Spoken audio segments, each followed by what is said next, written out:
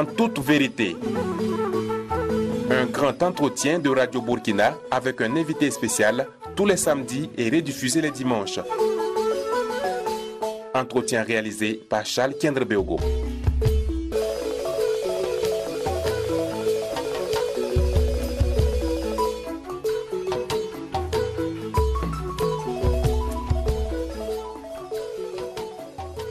Mesdames, Messieurs, bonjour. Nous recevons pour vous dans l'émission En toute vérité M. Jean-Baptiste Natama, l'un des candidats malheureux aux élections de novembre 2015, où il s'est présenté sous la bannière du collectif Natama 2015. Bonjour M. Natama. Bonjour M. Kendrebeogo.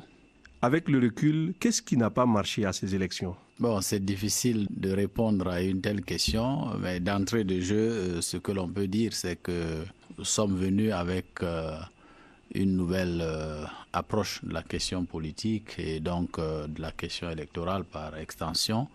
Et évidemment, cette nouvelle approche, pour qu'elle puisse prendre, exige davantage de temps, ce que nous n'avons pas pu avoir. Donc je pense que c'est essentiellement le facteur temps qui ne nous a pas permis de faire prévaloir les idées qui étaient les nôtres, ainsi que l'approche. Vous parlez de temps, le temps de préparation aux élections ou c'est... Oui, bien sûr, vous comprenez que nous sommes venus trouver des hommes politiques qui étaient déjà sur le terrain politique depuis de nombreuses années.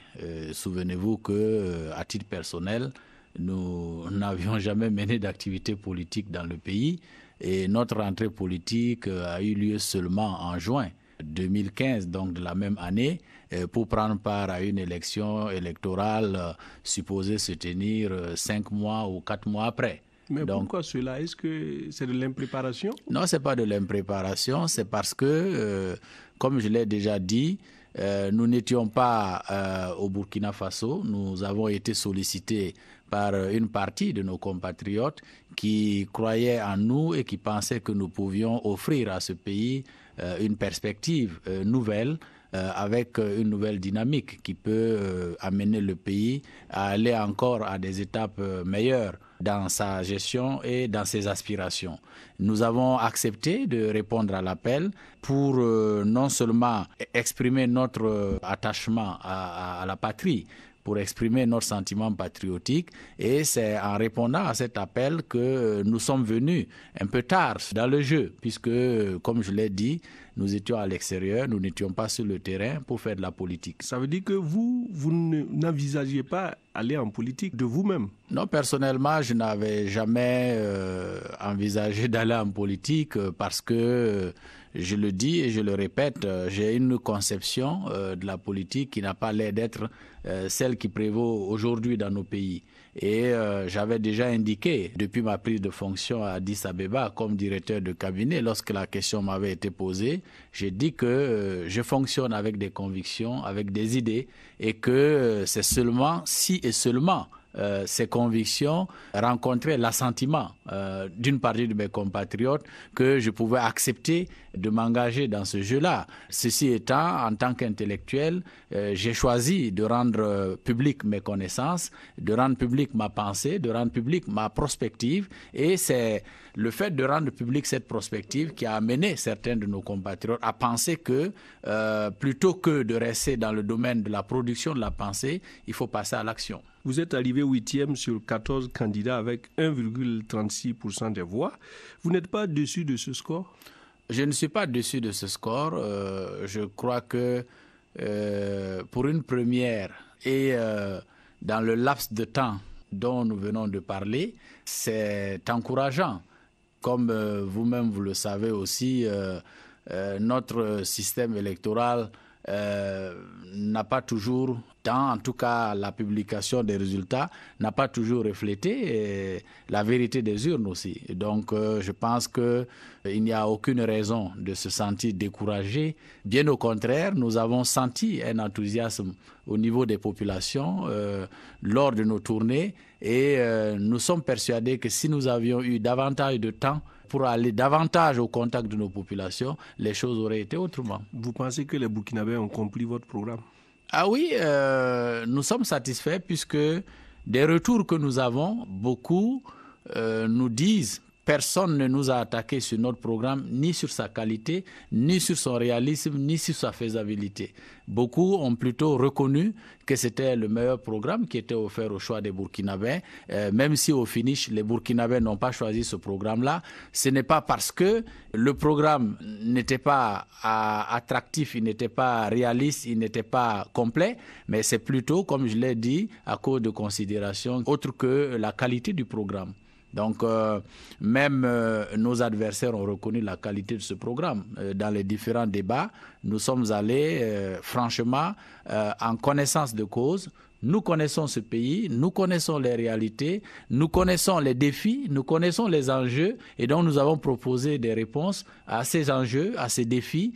Et je pense que au jour d'aujourd'hui, nous n'avons rien à nous reprocher, nous n'avons pas à rougir. Nous sommes allés du fond de notre cœur avec des propositions concrètes. Je ne vois pas d'ailleurs comment un gouvernement va gérer ce pays de manière réussie s'il ne puise pas en tout cas dans notre programme. Vous êtes l'un des candidats ayant renoncé à la subvention de l'État. On peut dire que Jean-Baptiste Natama avait les moyens de sa politique. Non, pas du tout. Je n'avais pas les moyens de ma politique. Mais pourquoi vous refusez une manne que l'État vous donne? Nous revenons une fois de plus. Nous revenons une fois de plus à ce que je vous disais à propos de mes convictions. Pour moi, la politique est un sacerdoce, c'est un engagement au service de la communauté. Ce n'est pas une démarche financière. On s'engage en politique par choix de servir sa communauté, d'offrir ses idées à la communauté, d'offrir ses compétences à la communauté, et c'est un débat d'idées. Ce n'est pas un débat lié à l'achat des consciences, à l'achat des voix, puisque, comme vous l'avez vu, il y a eu le rapport du RENLAC qui pointait du doigt ce fameux phénomène d'utilisation de l'argent en politique. Et nous pensons que si nous voulons réellement faire de la politique une activité au service de la communauté, il faut démonétiser cette activité-là pour que ce soit plutôt les idées qui prévalent, parce que c'est un débat d'idées. Autrement dit, ça sera comme si le pays où l'élection était un matériel qu'on peut acheter, alors que pour nous, c'est un débat d'idées. On doit aller vers des propositions concrètes pour sortir le pays de la situation dans laquelle il se trouve, et ce n'est pas une question d'argent. Vous pensez que c'est du gaspillage du denier public? Tout à fait. De battre campagne avec l'argent du contribuable? Tout à fait. Pour nous, c'est du gaspillage et c'est même de la poudre aux yeux, parce que quand vous donnez l'impression que vous injectez de l'argent dans la campagne des candidats, vous créez les conditions pour que l'électeur qui n'a pas la perception de la politique comme une activité de débat va, de là où il est, avoir la perception qu'on a donné de l'argent aux hommes politiques pour qu'on vienne le distribuer.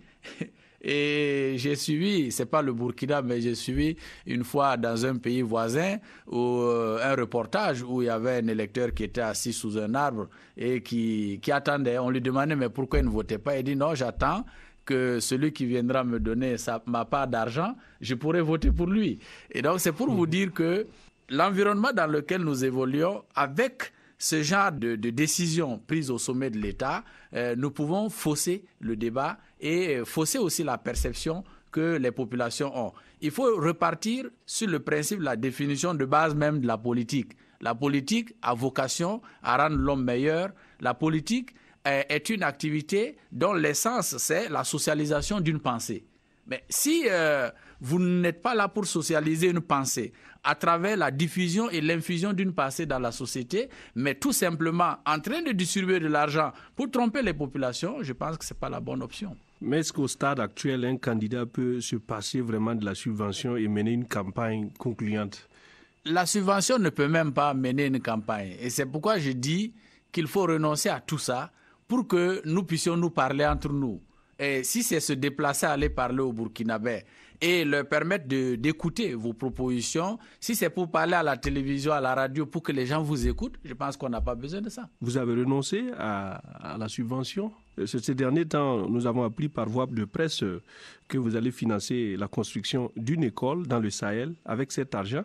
Pourquoi le choix du Sahel et puis cette région précisément? Nous avons demandé aux Burkinabés, à travers certains canaux sociaux, de nous indiquer l'utilisation qu'on pourrait faire de cette somme d'argent dans un domaine purement social, puisque vous savez que notre pays est confronté à d'énormes difficultés et qu'il y a un déficit social énorme dans ce pays-là. Et ce déficit social touche des secteurs comme l'accès à l'eau potable, à l'assainissement, l'accès à la santé, l'accès à l'éducation, entre autres, sans oublier l'énergie et tout ça. Et donc, dans les propositions qui nous sont parvenues, il a été question de plutôt consacrer cette somme à une infrastructure scolaire parce que pour nous, l'éducation était une de nos priorités. Et nous avons voulu investir donc dans une zone qui avait réellement besoin de cette infrastructure-là, en gardant à l'esprit que bien sûr l'ensemble du territoire national est confronté à ces difficultés. Mais quand on regarde la carte du système d'éducation primaire dans notre pays, on se rend compte que dans le classement, il y a 2 régions qui viennent en queue de classement. C'est la région de l'Est et la région du Sahel. Bien sûr, j'allais vous poser la question. Pourquoi vous n'avez pas choisi Tibga? C'est la région de l'Est et la région du Sahel. Et d'où vous êtes originaire? Évidemment, je n'ai pas voulu faire du nombrilisme politique en disant que je vais investir chez moi. On pourrait encore imaginer que c'est calculateur. J'ai préféré plutôt démontrer que si nous sommes burkinabés, nous voulons travailler pour le Burkina Faso. C'est dans l'esprit de la nation burkinabé que nous fonctionnons et non dans l'esprit d'une région ou d'un quelconque village ou département. Parce qu'il faut dépasser cela et faire prévaloir le sentiment national au-delà du sentiment individuel. Et c'est cet appel que j'ai toujours lancé en appelant généralement l'ensemble des hommes politiques et des Burkinabés même au-delà des hommes politiques a toujours placé en avant les intérêts de la nation au-dessus de leurs propres intérêts individuels et personnels. On parle de Harel dans le Sahel. Qu'est-ce que concrètement vous allez faire avec cet argent? Nous avons décidé de construire une école de 3 classes avec un magasin et un bureau pour le village de Harel. Dans ce village, il y a actuellement une école sous paillote dans des conditions extrêmement difficiles. Comme vous le savez, les études montrent que les enfants qui vont dans des écoles sous paillote perdent pratiquement 2 mois sur le programme scolaire par rapport à ceux qui vont dans des classes construites en matériaux définitifs. La raison est simple, c'est que quand vous êtes sous une paillote, vous êtes exposé à toutes sortes d'intempéries. Et ces intempéries affectent le processus d'éducation. Et donc, nous pensons que Harel, qui est situé dans cette région qui est très chaude d'ailleurs et qui est exposée à des tempêtes de sable, peut mieux bénéficier d'une telle infrastructure, surtout qu'on a constaté, selon les informations reçues du directeur provincial de l'éducation nationale, qu'il y a une adhésion des parents d'élèves et des enfants surtout à cette nécessité d'acquérir le savoir à travers l'éducation. Donc le taux de fréquentation est assez élevé. Sous une paillote, ce n'était pas très évident. Monsieur Natama, vous renoncez à la subvention de l'État pour la campagne. Ensuite, vous utilisez cet argent pour bâtir une école. Est-ce que ce n'est pas une autre manière de mener campagne pour 2020, par exemple? Non, nous utilisons cet argent. En fait, nous remettons l'argent à l'État. Parce que quand nous construisons cette école, ça devient une propriété de l'État. Ce n'est pas un investissement dans une école privée au nom de M. Natama que nous allons utiliser. Ce n'est pas une... mais je pense qu'au nom de M. Natama, si c'est au nom de M. Natama, ça ne pose pas non plus de problème dans la mesure où les autres candidats qui ont reçu cette somme d'argent l'ont utilisé à des fins personnelles. Nous utilisons cet argent, non pas à des fins personnelles, mais à des fins sociales et collectives ou communautaires. Et cet argent va à une infrastructure qui retourne à l'État. Si nous avions même décidé d'ouvrir une école privée avec cette somme, on aurait dû peut-être nous dire, mais l'argent retourne à l'État. Nous avons dit plutôt à l'État, investissez plutôt ces 25 millions dans une infrastructure scolaire plutôt que d'investir dans notre campagne à nous en tant que Natama. On va faire un peu de l'histoire. En 1985, vous avez participé à la guerre de Noël. Vous avez été décoré pour haut fait de guerre par le président Thomas Sankara de la médaille d'or du flambeau de la Révolution, équivalent à l'actuelle dignité de commandeur de l'ordre national, selon ce que votre CV nous renseigne. C'est haut fait, c'est au juste. C'est quoi au juste? Bon, vous savez, la guerre n'est jamais bonne. Et donc, tout le monde a déploré cette guerre qui a eu lieu entre le Burkina Faso et le Mali à l'époque. Et c'était d'ailleurs la Seconde Guerre. Mais quand les événements se produisent dans la vie des nations, il faut réagir par rapport à ça. C'est ainsi que, à l'époque, j'étais un jeune officier stagiaire à Bobo-Dioulasso. J'ai été amené à aller sur le front ouest, à savoir dans la région de Orodara, du côté de Koloko. Il faut se dire que le 29 décembre 1985, notre position a fait l'objet d'une attaque. Nous avons assisté à une pénétration forte des forces maliennes avec une colonne de 12 chars appuyés par des troupes motorisées. Ils sont entrés en force sur notre territoire en direction de Orodara, éventuellement Bobo-Dioulasso. Ils ont même dépassé notre position puisque nous étions dans la brousse. Ils sont passés par la route. Et c'est ça qui a fait que nous avions, et tactiquement, nous avions imaginé que, en règle générale, ce que nous apprenons dans l'armée, c'est que les chars ne combattent pas seuls. Les chars combattent appuyés par des fantassins au sol ou par des troupes motorisées. Mais la vitesse avec laquelle ces chars sont entrés sur notre territoire nous a fait tout de suite penser que s'il y avait un appui, ça ne pouvait être qu'un appui motorisé. Et donc nous avons décidé de couper cette colonne-là en deux, à savoir que les chars qui sont passés ne puissent pas bénéficier de l'appui des troupes motorisées. Et donc nous avons préparé une embuscade qui nous a permis de détruire les véhicules qui transportaient les troupes pour aller appuyer les chars dans leur combat. Et immédiatement, lorsque nous avons réussi à couper cette colonne en deux, ou du moins ces troupes-là, en privant les chars de leur appui de fantassins motorisés, nous avons imaginé qu'en se rendant compte que cet appui n'existait plus, les chars ne pourraient pas continuer, mais qu'ils reviendraient. Et donc, sur cette base, nous avons remonté encore une embuscade pour attendre le retour de ces chars, et ce qui s'est confirmé. Et donc, nous avons, sur les 12 chars, nous avons détruit 10. Nous avons neutralisé un et le 12e était resté intact. C'est ce char, d'ailleurs, qui avait été présenté à l'époque aux populations comme trophée de guerre. Et nous avions, par ailleurs, fait un prisonnier de guerre en la personne du lieutenant Sangaré Jules. Grosso modo, voilà ce qui s'était passé dans cette journée du 29 décembre 1985 où le président Thomas Sankara avait déjà signé le cessez-le-feu sous l'égide du président Félix Houphouët-Boigny à Yamoussoukro. Et le président Moussa Traoré était réticent quant à la signature du cessez-le-feu parce qu'il espérait de bonnes nouvelles du front. Et finalement, ce qui s'est passé le 29 l'a contraint à signer parce que les nouvelles n'étaient plus celles qu'il attendait. Et c'est ainsi que le président a décidé de nous décorer le 6 janvier 1986 au stade Ouobi de Bobo-Dioulasso. Décoré mais radié en 1990 des rangs de l'armée par le régime du Front populaire, c'est un paradoxe. Quelle est la cause de cette radiation? Bon, si je vais vous donner la cause, ça serait purement de la spéculation. Oui. Ce que je retiens, c'est que j'ai été radié dans un premier temps d'abord par voie orale parce que j'ai été informé par mes supérieurs à l'époque qui disaient avoir reçu des instructions par téléphone et évidemment un officier est nommé par décret présidentiel donc ne peut être radié que par décret présidentiel.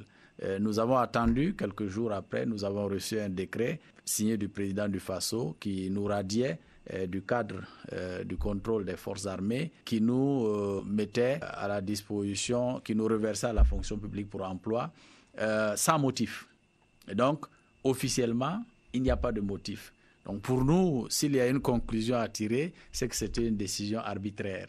Donc vous êtes militaire, pourtant vous avez, suite à cela, quitté l'armée très tôt. Ouais. Le débat actuel, c'est la démilitarisation de la politique ou, si vous voulez bien, la dépolitisation de l'armée. Est-ce qu'on peut vous prendre un exemple comme celui qui a quitté l'armée pour ses ambitions politiques? Pourquoi pas? Mais lorsque j'ai été radié de l'armée, je suis de ceux qui pensent que, quelle que soit la carrière que l'on embrasse, elle ne peut pas constituer une fin en soi. Ça veut dire que, cadre que nous sommes, nous devons être capables de nous adapter à toutes les situations.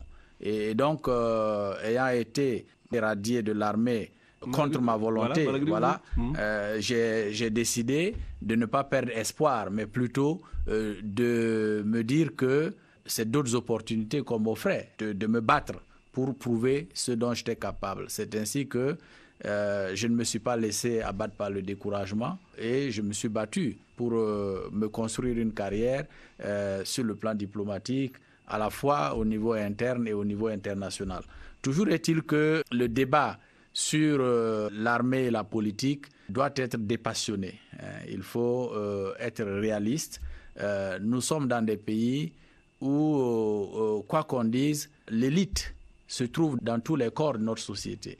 Et si il y a une certaine élite au sein des forces de défense et de sécurité qui peut apporter une contribution à la vie de la nation, je ne pense pas qu'il soit juste de s'opposer à cela sur la base de considérations qui, de mon point de vue, sont parfois subjectives et non réalistes. De toute façon, l'immixtion de l'armée dans la politique est venue des civils eux-mêmes. Hein. C'est le 3 janvier 1966, l'armée n'a pas fait un coup d'État. C'est les mêmes civils qui demandent aujourd'hui à l'armée. C'est quels civils qui demandent? C'est quelques civils qui demandent. C'est quelques hommes politiques pour assouvir leurs intérêts égoïstes qui demandent cela. Si on pose le débat, sincèrement, je ne pense pas. Pour moi, c'est plutôt une question de compétence. Un Burkinabé compétent, quelle que soit sa compétence, un Burkinabé compétent, quel que soit son corps d'origine, doit pouvoir mettre sa compétence au service du pays. Mais et comprenez que les militaires ne sont pas forcément... Est-ce que ça ne gêne pas l'armée, par exemple, de voir un politicien à son sein? Non, en fait, je crois que ça a été réglementé. Et ce n'est pas le Burkina, c'est partout dans le monde. Nous avons vu le président Jacques Chirac, il a été président de la France, mais il a été lieutenant dans la cavalerie française. Il a fait la guerre d'Algérie. Et aux États-Unis, vous ne pouvez même pas prétendre être président des États-Unis si vous n'avez pas montré que vous êtes passé par l'armée. Parce que c'est là où vous prouvez réellement votre attachement à la patrie. Là où vous vous engagez au prix de votre vie pour montrer votre patriotisme. Donc, je pense qu'il ne faut pas que les gens entraînent le peuple ou le pays dans des considérations qui ne sont pas des considérations objectives. Si les gens veulent qu'ils disent la vérité, plutôt que de cacher une partie de l'information et de donner l'autre partie de l'information qui peut biaiser les prises de position.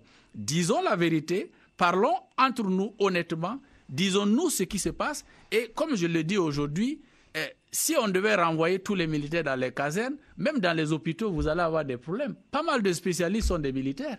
Et ils ne sont pas formés. Leur compétence, ce n'est pas pour servir seulement l'armée, c'est pour servir la patrie. C'est pour servir le Burkina Faso. Et comme je l'ai dit, le pays a besoin de compétences. Nous tous, on est là, quand on a fait nos études et tout. Les meilleurs se trouvent partout, mais il ne faut pas se leurrer. Le pays a besoin de ces compétences-là. Donc, ça ne sert à rien de cloisonner et de dire oui, vous êtes de tel corps, vous ne devez pas. Moi, je pense que c'est pas... Il suffit de réglementer. On a vu aux États-Unis, c'est une puissance, on parle de démocratie achevée, une des démocraties les plus achevées au monde. Mais le général Colin Powell, il a été le chef de la diplomatie américaine. C'est pas parce que les Américains ne savent pas, ils savent pourquoi il l'a été. Même tous ceux qui gèrent un certain nombre de secteurs sensibles dans l'administration américaine sont issus de l'armée ou des services de renseignement, même si on ne le chante pas à tout bout de champ. C'est pour vous dire que le débat, s'il est ouvert, on pourrait se dire la vérité plutôt que quelques politiciens dans leur chapelle inventent des choses et mettent sur le dos du peuple.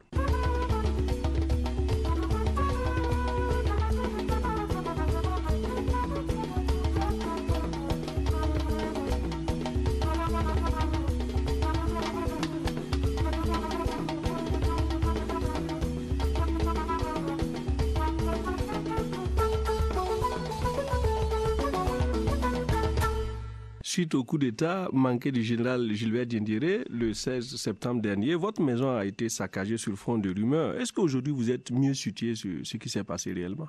Non, ce sont les mêmes rumeurs et ce qui est déplorable, c'est justement la promotion de la violence politique dans notre pays. Il est tout à fait clair qu'à la faveur de ce putsch, des individus ont voulu profiter de ce putsch pour faire des règlements de comptes politiques, ce qui n'est pas juste et ça nous ramène à ce que je disais. La politique, c'est un débat d'idées. Si vous ne pouvez pas convaincre les gens sur la valeur ou la contre-valeur de tel individu ou de tel homme politique, ce n'est pas la peine d'amener sur d'autres terrains. Les gens amènent le débat sur des terrains qui ne sont pas normalement les terrains sur lesquels la politique doit être. Parce que, comme je l'ai dit tantôt, la politique a vocation à rendre l'homme meilleur. Mais si c'est la politique elle-même qui contribue à détruire la société, au lieu de faire prévaloir des valeurs qui peuvent rendre la société meilleure, c'est cette politique qui contribue à détruire. Là, je trouve que nous sommes mal barrés et nous sommes mal partis. Et pour moi, il faut que nous puissions trouver une solution au mal qui touche la politique au Burkina Faso ici. Tant qu'il y aura cette violence politique, il n'y aura pas une vraie démocratie dans ce pays.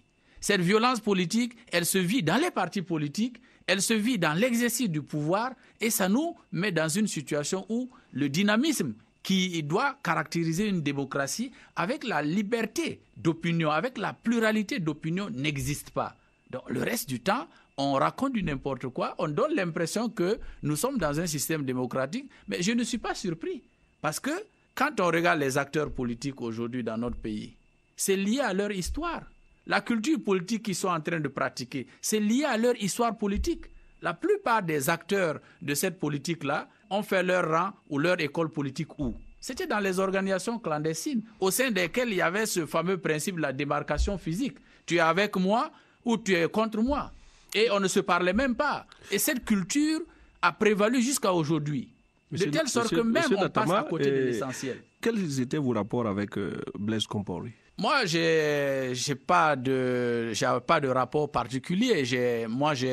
D'abord, il y a plusieurs phases. On dit que vous étiez révolutionnaire proche de Sankara. Oui, nous étions ensemble dans la révolution et j'étais proche de Sankara. Je le répète, j'ai connu Sankara avant de connaître Blaise. Et j'étais proche de Sankara plutôt que de Blaise. Mais pour moi, à l'époque, en tout cas, je ne faisais pas de distinguo entre les leaders de la révolution. Nous étions convaincus que nous avions 4 dirigeants historiques dans cette révolution et nous étions en rapport avec chacun d'eux. On n'était pas dans des guerres de cloisonnement, même si, premièrement, mon contact, en tout cas avec ce cercle-là, c'était avec le président Thomas Sankara. Maintenant, après Blaise Compaoré, il y a eu cette décision de radiation de l'armée, qui était malheureuse parce que je n'ai pas été entendu ni par lui ni par qui que ce soit.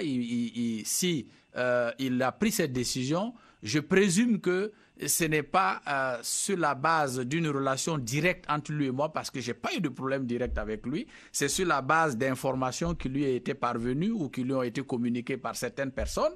Mais l'idéal aurait été, quand on gère un pays, de toujours chercher à s'informer avant de prendre des décisions. Malheureusement, à l'époque, les décisions, on les prenait vite, et c'était parfois même, vous pouviez perdre votre vie dans la précipitation. Et on se rendra compte plus tard que l'erreur a été commise. Toujours est-il que quand je me suis battu et que j'ai avancé, j'ai progressé dans ma carrière. Le président Compaoré n'a pas souvent hésité à m'appeler pour me consulter, me demander mon avis sur telle ou telle chose et que je lui communiquais en tant que patriote de façon sincère. Aujourd'hui, Blaise Compaoré est visé par un mandat d'arrêt dans l'affaire Thomas Sankara. Est-ce que selon vous, les conditions sont réunies pour juger Blaise Compaoré en terre burkinabé? Je ne pense pas que les conditions soient encore réunies pour juger le président Compaoré au Burkina Faso. Qu'est-ce qui gêne cela? Ce qui gêne cela, c'est que d'abord, il n'est pas au Burkina Faso. Ça veut dire que pour l'avoir au Burkina Faso et le juger, il va falloir réussir à le ramener au Burkina Faso, ce qui n'est pas donné d'avance, parce qu'il y a beaucoup de considérations à la fois politiques, géopolitiques, diplomatiques, qu'il ne faut pas perdre de vue. Tant que ces questions-là ne seront pas résolues, il me semble que ça va être difficile d'avancer sur ce dossier-là. Une autre affaire concerne le président de l'Assemblée nationale ivoirienne, lui aussi visé par un mandat d'arrêt. Aux dernières nouvelles, la voie diplomatique semble être préférée par les deux chefs d'État. Est-ce que c'est un bon choix? Oui, je pense qu'il faut reconnaître que dans notre pays, il y a des choses qui se sont passées aussi qui sont regrettables. Vous savez, les relations entre les États sont très sensibles et c'est pourquoi la diplomatie existe pour justement gérer ces relations ou contribuer à mieux gérer ces relations. Ce qui s'est passé autour de cette affaire est assez déplorable, mais c'est lié à la déliquescence même de l'État. Parce que si nous sommes dans un pays où généralement certaines questions qui en temps normal relèveraient du secret d'État se retrouvent dans la rue, sur la place publique, par quel mécanisme on ne sait, on est en droit de se poser des questions.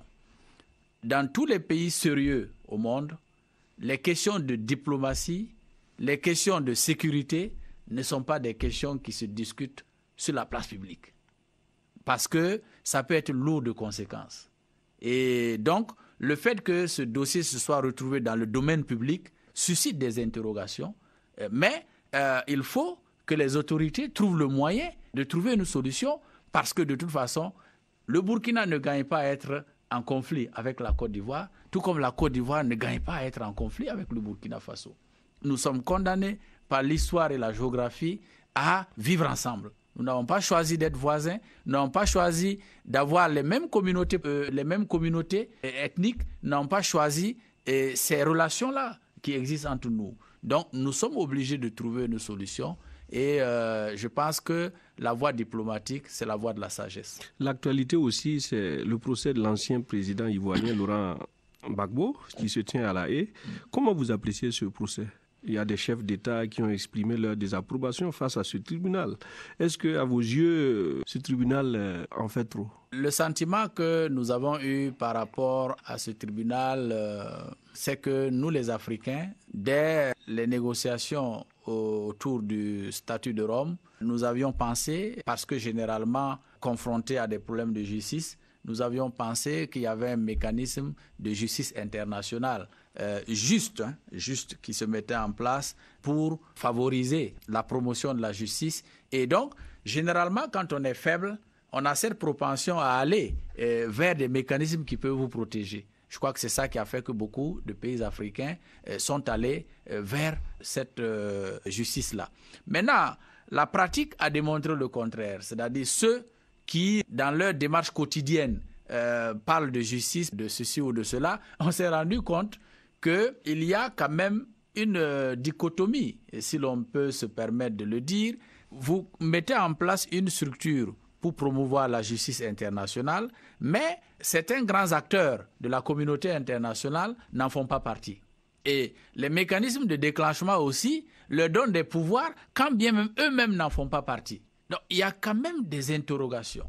Et il y a des faits qui ont démontré que cette instance juridique ne se déclenche pas de manière systématique pour dénoncer ou s'en prendre à des cas où il y a de l'injustice qui se développe, mais plutôt tend à être utilisée pour des considérations politiques. Et ça pose problème. Et du coup, si la justice n'est pas crédible, à la fois sur le plan national comme sur le plan international, personne n'y croit. Et quand on n'y croit pas, on se dit que ça ne sert à rien d'avoir un tel organe. Sur le terrain, l'Union africaine peine par exemple à trouver une solution à la crise burundaise. Et vous avez été dans les rouages de cette institution. Qu'est-ce qui peut expliquer ce manque de fermeté face à une situation déplorable comme celle qu'on vit au Burundi? Je l'ai déjà dit et je le répète encore, l'Union africaine n'est pas une organisation supranationale qui exerce une coercition, une autorité sur les États membres. Le processus décisionnel est entre les mains des États membres. Donc la Commission ne peut pas, même si elle a la volonté, ne peut pas prendre une décision si les États membres n'adhèrent pas à cette décision. Et une prise de décision des États membres obéit à un certain nombre de considérations et non des moindres, de telle sorte que pour obtenir une décision majoritaire ou unanime de la part des États, c'est la croix et la bannière. Pour terminer, une dernière question. Vous venez de décrocher un poste à l'international, vice-président en charge de l'Afrique au niveau de l'Alliance mondiale des petites et moyennes entreprises. On dit que vous êtes le premier Africain à ce poste. Vous êtes tout le temps parti. Est-ce que cela ne va pas jouer un peu sur le futur? D'abord, je confirme ce que vous avez dit, mais c'est un poste à temps partiel parce que le conseil de direction fonctionne comme un conseil d'administration.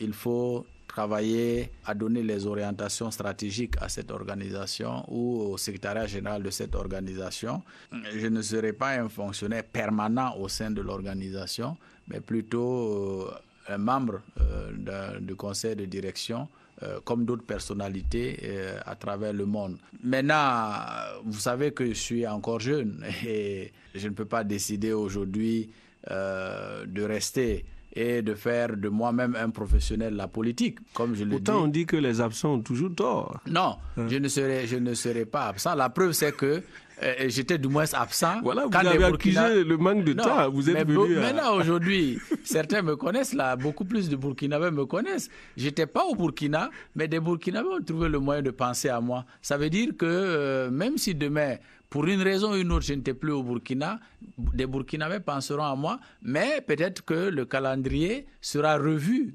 différemment. Mais je ne peux pas aujourd'hui me permettre de rester à tourner les pouces comme un vieux retraité qui n'a plus rien à faire.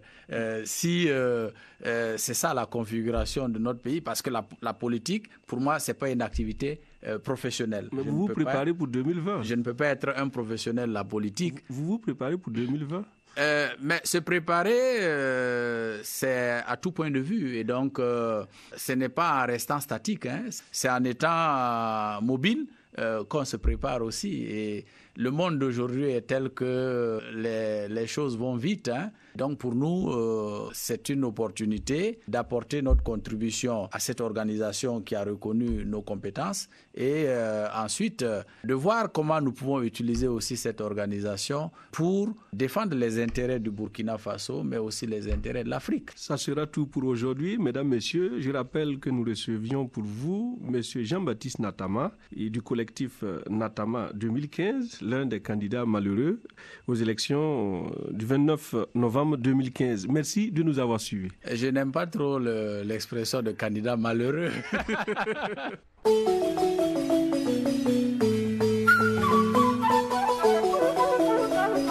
En toute vérité, un grand entretien de Radio Burkina avec un invité spécial tous les samedis et rediffusé les dimanches. Entretien réalisé par Charles Kendrebeogo.